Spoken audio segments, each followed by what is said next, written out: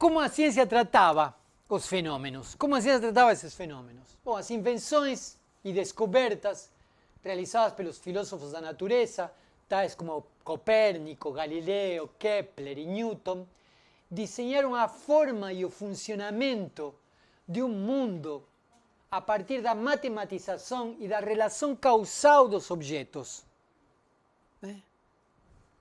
Foi lá nos anos 1400, 1500, 1600 que o mundo foi inventado, foi desenhado por uma mecânica celeste, um sistema mecânico. Nós, como objetos desse mundo, fazemos parte de um sistema mecânico. Cada elemento do mundo, ele incluído, é quantificado de acordo com uma regra de medida. Dá para entender? Ou seja, a partir então de Copérnico, de Kepler, o mundo deixa de ser uma criação de Deus, né? Até então era uma criação de Deus. É por isso que Deus diz na Bíblia, está escrito lá, né? Tem uma frase, no início a terra era sem forma e vazia, no abismo. No início não havia nada, quer dizer, não havia nem forma, havia vazio, e havia puro abismo. E é aí que pairava Deus, e aí é que, depois aí sim, a coisa começa com... Se faz a luz, se divide a água do céu, e por aí vai. Né? Quer dizer, no Gênesis nós vemos como nós temos um mundo criado por Deus. Né? O mundo é uma obra de arte de Deus. Né? O mundo é uma obra de arte, e é interessante, é uma obra de arte criada por Deus, que para os cristãos deve ser venerada. Quer dizer, o que um bom cristão fazia na época medieval? Agradecia a Deus por aquela beleza que Deus tinha feito. O mundo era belo, porque era uma obra de arte. Copérnico, Galileu e Kepler vão contra essa posição radicalmente. O mundo deixa de ser uma obra de arte para se convertir em uma máquina. Né? Como é que o cara não vai ser queimado na fogueira? Vai transformar uma obra de arte em uma máquina. Ele disse que aquela obra divina de Deus é uma máquina. Só podia restar a fogueira para ele. Né? Ele disse que é uma máquina. E disse que é uma máquina que tem mecanismos de força em que você pode incidir. E você pode acelerar os processos na natureza ou demorar os processos na natureza. A natureza deixa de ser uma obra de Deus para se transformar em uma máquina, na qual o homem pode intervir, acelerar e retroceder. Essa é a condição de possibilidade de entender o sistema planetário, mas também de poder entender como funcionam as máquinas que vão tirar carvão das minas de carvão de Inglaterra. E também vai ser a condição de possibilidade de uma vacina. A vacina é o modo de intervir na natureza para poder acelerar ou retardar processos. Né? Que se a ciência, a medicina como ciência, só podia ser possível nessa época, nesse paradigma epistemológico. Não antes. Era preciso inventar esse paradigma epistemológico para poder ser inventada a vacina. E para poder ser inventada a medicina enquanto ciência. Então, o que nós temos aqui? Nós temos que um modelo epistemológico, um paradigma epistemológico, de algum modo me diz que toda causa tem um efeito. E de que se tem um efeito X na natureza, tem que ter uma causa X na natureza. Então, aqui eu tenho um mundo mecânico. Matematizado, quer dizer quantificado. Eu posso dar quantidades para isso. Eu transformo a beleza então do mundo em uma ordem mecânica matematizada. A mecânica celeste, como denominou Laplace, entregava ao homem moderno um sistema solar sem mistérios.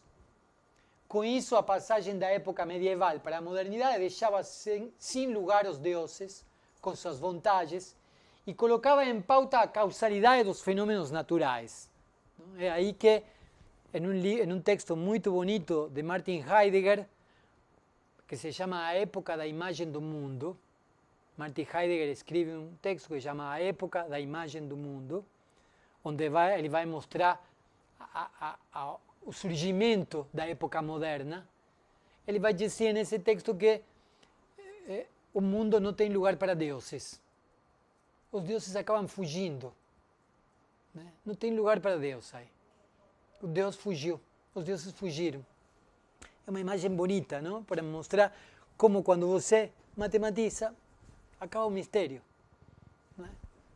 Bom, foi isso que eles fizeram. E isso que permitiu o progresso da ciência. Eliminar esse mistério foi o que permitiu o progresso da ciência. Né? A natureza, então, já não agiria por capricho, por milagre, mas por uma causalidade que governaria seus movimentos. Né?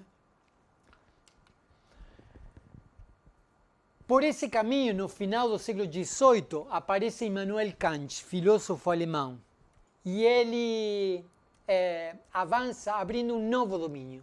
Se a natureza pode ser determinada causalmente, o agir humano, enquanto agir consciente, também pode ser determinado não por uma causalidade natural, mas por uma causalidade livre. Aí entramos com o direito. Quer dizer, eu posso dizer que eu me desloco do ponto A ao ponto B porque uma quantidade de energia de um determinado corpo físico foi investida para o movimento do corpo. Então eu estou explicando o movimento do corpo A, do ponto A para o ponto B, como um fenômeno físico. A quantidade de trabalho e de energia liberada para deslocar o corpo. E a força que foi imprimida nesse corpo para poder fazer esse movimento. Essa é uma explicação física que entra dentro desse paradigma. Mas eu também posso dizer que eu, Daniel Omar Pérez, decido voluntária e livremente me deslocar do ponto A para o ponto B. E agora me decido deslocar do ponto B para o ponto A. E agora decido permanecer no ponto A. Dá para entender? Aqui estou introduzindo uma outra causalidade. Já não é a causalidade natural, é a causalidade consciente. O que Kant vai chamar de causalidade livre. Quer dizer, disse Kant, eu posso pressupor, sem me contradizer, que eu sou livre para agir diante de um determinado evento. Esse é o ponto de partida, já não da física, sino do direito, como dizíamos antes. Ou das ciências do espírito, como vai dizer Willem Dilthey. As ciências do espírito são aquelas que vão versar sobre o que poderíamos chamar com Kant sobre a liberdade. As ciências sociais e as ciências naturais. Não é bem assim, as ciências sociais muitas vezes acabam se matematizando também. Mas poderíamos dizer que há ciências da natureza e ciências do espírito. Ciências naturais e ciências sociais. Ciências da causalidade natural e ciências da causalidade livre. Então é por isso que o ser humano não só agiria apenas como um objeto da natureza, obedecendo à causalidade natural, como qualquer objeto. Esse aqui, por exemplo. Esse puff aqui, ele age a partir da causalidade natural. Não tem outra forma de agir. Eu não posso dizer que o puff decidiu livremente permanecer no lugar onde ele está. Ele é um objeto inanimado. Né? Eu deveria imputar a ele uma consciência de sua própria liberdade para ele poder agir livremente. Então, isso é o que Kant vai dizer. Existem objetos que são objetos da natureza. E existe o ser racional finito, ao qual eu posso imputar a ele uma consciência de sua própria liberdade, da capacidade que ele tem de se submeter à lei moral ou não, por exemplo. Né? Então aí eu tenho uma causalidade de acordo com as representações da consciência. Eu me mobilizo de acordo não simplesmente ao movimento mecânico, como um trem. Eu me mobilizo também de acordo às representações da minha consciência. Eu estou calculando que daqui a pouco a gente encerra o trabalho e eu sei que eu vou ir lá embaixo no subsolo, pegar meu carro e me dirigir até Campinas. Então há uma série de elementos que são da ordem da representação da consciência, que são aqueles que vão me mobilizar para que esse corpo físico se desloque do ponto A ao ponto B. Dá para entender a ideia? Então, esse POF não se moviliza de acordo com representações da consciência. Mas se eu posso atribuir a um ser racional livre que ele se moviliza de acordo com representações da consciência. Então, a psicologia da época funcionava de acordo com essas representações da consciência também. Quer dizer, a psicologia da época não só entendia que havia fenômenos psicológicos que podiam ser causados por fenômenos físicos, também podiam ser causados por representações da consciência. Aí é que Freud vai entrar com essa terceira causalidade. Freud vai tentar repensar as causas e os efeitos de aquilo que fazemos, de aquilo que pensamos, de aquilo que sonhamos, que desejamos. Aí então vai entrar, Freud vai dizer, bom, M von N nem tem uma causa natural, nem ela está querendo fazer essas coisas que ela faz. Agora, não está nem determinada como organismo biológico, nem é uma vontade dela fazer isso. Ela não está mentindo, ela não está fingindo. O que ela faz é real. Então deve poder haver outra causa. É interessante, Freud continua dentro do paradigma da modernidade. Ele vai procurar uma outra causa, ele não vai dizer isto não tem causa. Tem causa sim. Este é um milagre. Ele não vai dizer isto é um milagre, isto é vontade de Deus, ou esta mulher está possuída pelo demônio. Não, ele vai dizer isto tem causa. Só que não é nem causalidade psíquica consciente, nem causalidade natural. É outra ordem de causa. Por isso que nós poderíamos chamar o inconsciente como uma terceira causalidade. Isso que poderíamos dizer que o inconsciente é, em primeira instância. É uma terceira causalidade. Há uma causa não consciente. Aí é que começa toda a história pré-psicanalítica e pré-freudiana do inconsciente. O que seria aquilo que é inconsciente, que poderia ser causa de um fenômeno visível, aparente.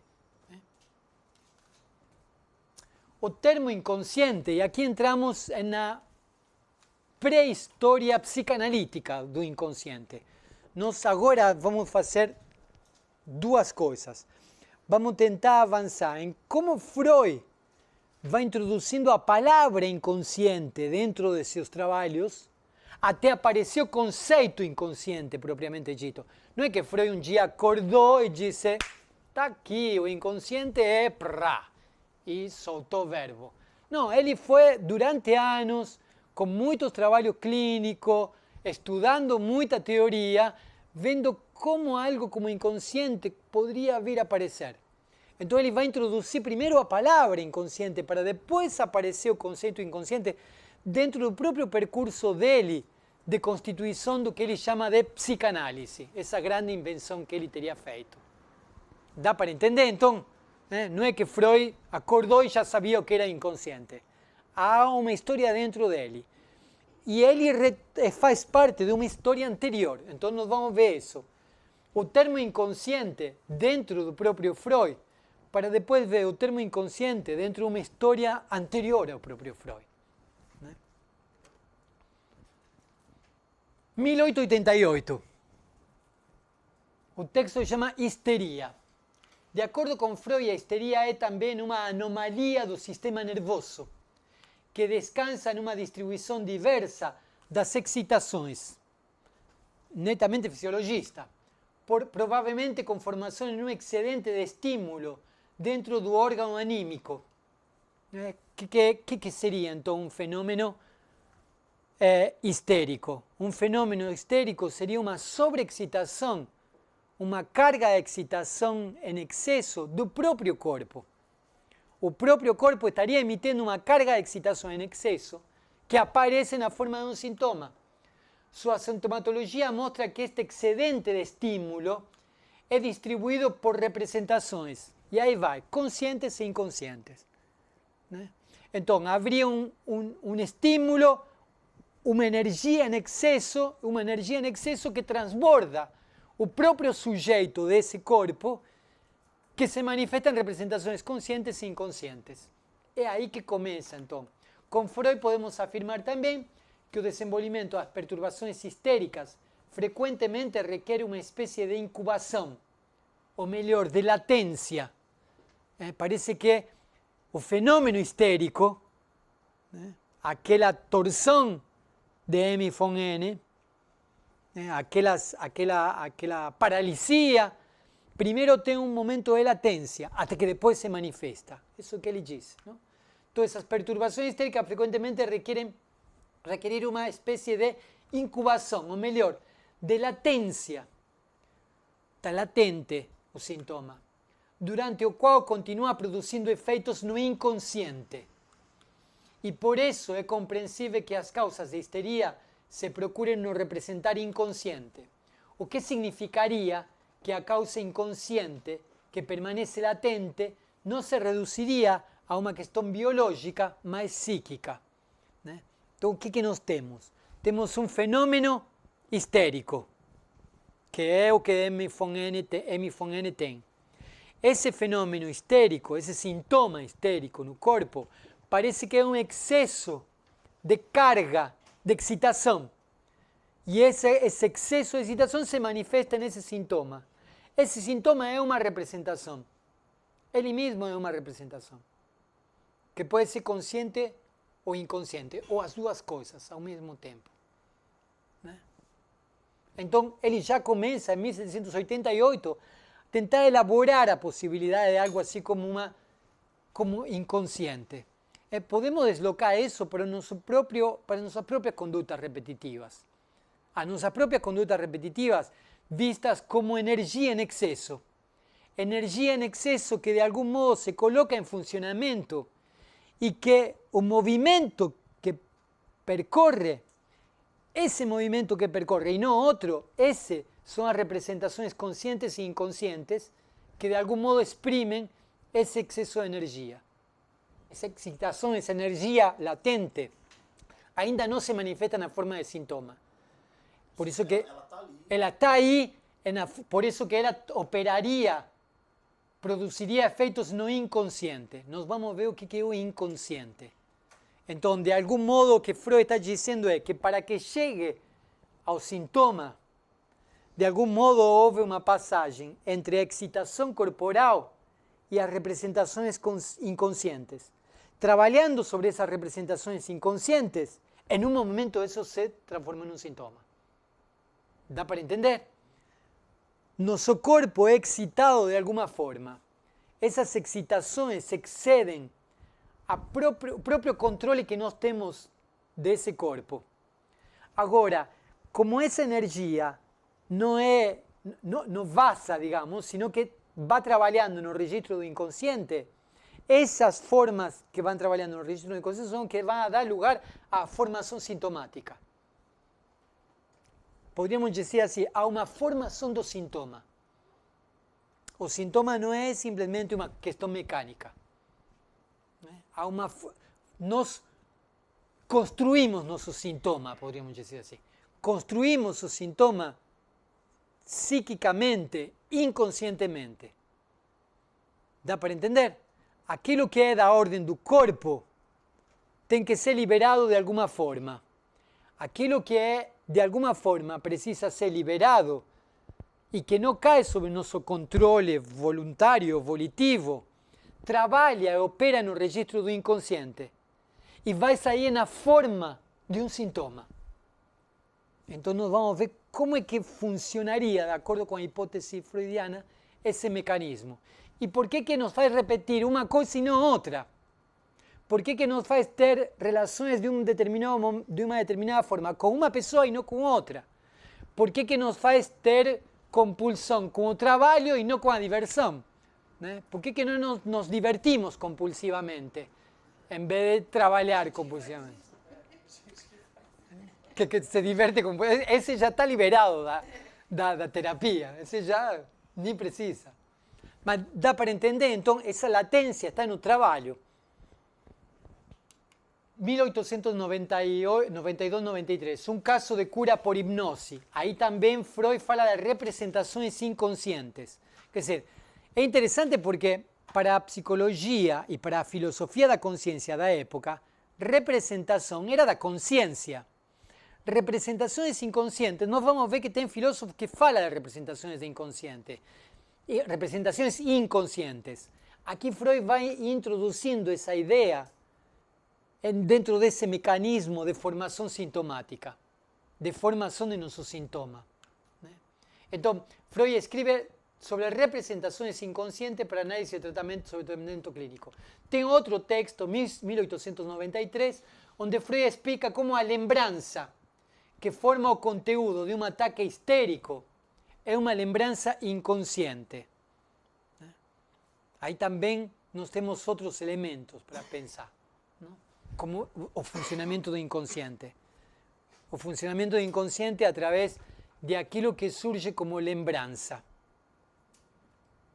Nos lembramos inconscientemente de coisas diante de determinadas situações. Podemos pensar assim. Nós às vezes estamos em uma relação com alguém que nos magoou de alguma forma no passado. E nós tentamos esquecer o passado para poder elaborar a relação. Mas cada vez que olho para aquela mulher, o primeiro que aparece é olha que lapso. Primeira mulher, disse. Me entreguei eu sozinho. Que disse, há algo no meu próprio inconsciente que diz respeito a um ressentimento que eu tenho com alguma mulher que aparece quando eu olho para o rosto dela. Entende? Aí abria um dispositivo, um mecanismo do inconsciente. Não é que eu quero o contrário, eu digo, não, já foi, não, está tudo bem, aquilo não está tudo bem. Volta a aparecer aquela mesma imagem. Quer dizer, aí é um funcionamento sintomático, poderíamos dizer aí. Aí é um funcionamento sintomático. Que diz a respeito do quê? Do meu ressentimento. Que diz a respeito do quê? Nós vamos ver, do recalque. Do funcionamento do próprio aparelho psíquico. Então, isso que Freud vai tentar construir. Freud vai tentar construir um dispositivo conceitual que tente dar conta de por que eu me lembro de determinadas coisas e não de outras. De por que eu quero parar de insistir naquilo e minha memória me joga contra. 1893, estudos sobre histeria. Freud usa uma variedade de expressões, aí nós temos um monte de trabalhos, de termos. Amor inconsciente, é um termo que Freud usa. Representações inconscientes, atividade psíquica dividida entre consciente e inconsciente, inteligência inconsciente, motivos inconscientes, pensamentos inconscientes. Tudo isso Freud está tentando caracterizar o que seria o inconsciente. Então ele vai utilizar todos esses elementos. Ideia inconsciente, uma ideia inconsciente. Uma ideia inconsciente é como aquela de Asterix. A ideia fixa, se lembram de Asterix? Ideia fixa, só pensa naquilo. Asterix é um bom exemplo, ideia fixa é um fenômeno bem freudiano. Vocês já leram Asterix, né?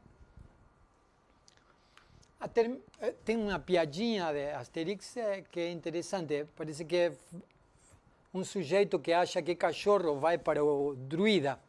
É o druida, né? O sujeito que acha que cachorro vai para o druida. Então vai, fica um tempo lá e depois sai. E aí pergunta para o druida, e aí, você curou o cara? Deixou de achar que ele é um cachorro? Olha, deixar de achar que é um cachorro não, mas pelo menos ele agora anda em dois patinhas, ela dá patinha, deixou de fazer. Quer dizer, de algum modo é interessante porque a piada mostra que de algum modo ele lidou com aquilo que era da ordem do sintoma do sujeito e fez trabalhar o sintoma a favor do próprio sujeito e não contra, né? Lacan, no último Lacan dos anos 70, disse que o final de análise é se identificar com o sintoma. Não eliminar o sintoma, se identificar com o sintoma. Eu acho que aquele exemplo do druida é um exemplo de análise lacaniano. Se vocês vão para um analista lacaniano, vocês são aquele cachorrinho do druida, o cara que acha que é um cachorro. Né? Quer dizer, o que você vai fazer é tentar transformar o sintoma para seu favor. Repetir para favor do próprio sujeito e não contra. O que poderíamos dizer, esticar o arco da pulsão de tal forma que a pulsão seja mais pulsão de vida do que pulsão de morte. Né? Toda pulsão no final é pulsão de morte. Todos vamos morrer. Né? Pelo menos até agora vem acontecendo isso.